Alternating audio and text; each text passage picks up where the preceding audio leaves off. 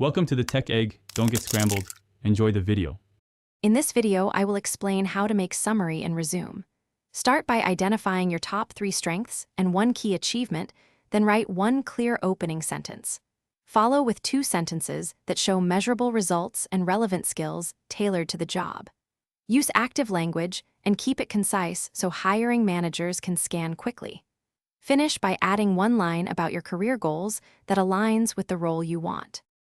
Organize your summary to be scannable and keyword-rich for both humans and applicant tracking systems.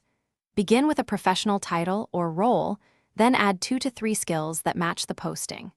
Insert 1 achievement with a number to prove impact, and sprinkle 3 to 5 keywords from the listing naturally. Keep sentences short and varied so your summary reads smoothly and quickly communicates your value to recruiters. Use concrete examples when revising your summary and test different versions aloud. Replace weak phrases with measurable results, then cut any redundant words to keep it punchy. Read the summary as if you were the hiring manager and ask a colleague for quick feedback on clarity and tone. Save multiple versions tailored to common roles you apply for so you can swap summaries quickly during each application.